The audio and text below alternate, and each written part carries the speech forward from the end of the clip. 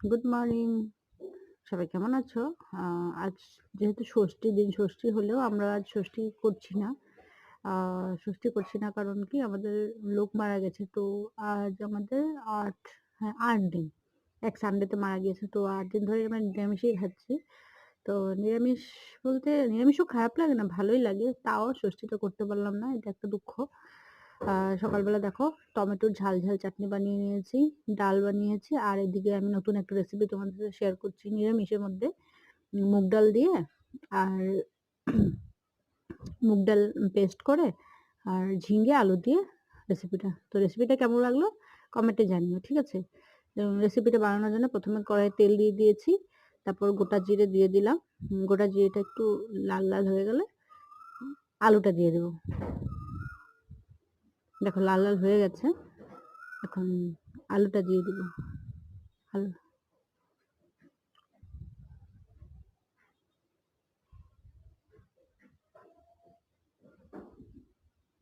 এই যে আলুটা দিয়ে দিচ্ছি। আলুটা হালকা স্টিমে ভেজে নেব। ঠিক আছে? বেশি আঁচ দেব না। একটুখানি ভাজবো। আলুটা বেশি ভাজবো না। দেখো আলুটা দিয়ে দিয়েছি। এখন এখানে নুন, হলুদ দিয়ে দিব। আর এদিকে মুগ ডালটা বেটে নিতে লাগবে।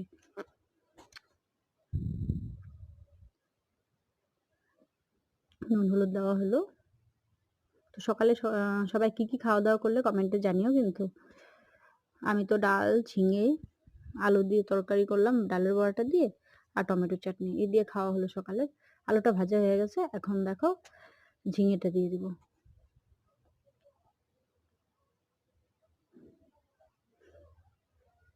ঝিঙেটা কিছুক্ষণ নেড়ে চেড়ে নেব।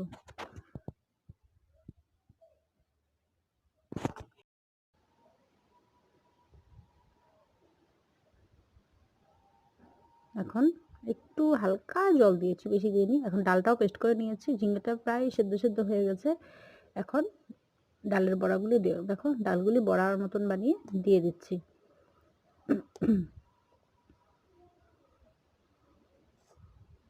এক, এক করে সব দিয়ে দিচ্ছি। তোমরা এই রেসিপিটা করেছো নাকি আগে কমেন্টে জানিও। না আমার এখানেই ১ম দেখছো। আর এদিকে দেখো একটু টাইম ঢেকে দিয়েছিলাম। এখন উল্টিয়ে দিচ্ছি।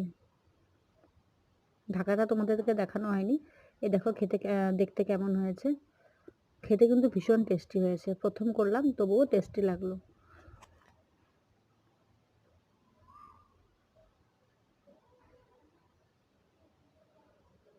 এই যে হয়ে গেছে রেডি। এদিকে টমেটো চাটনি।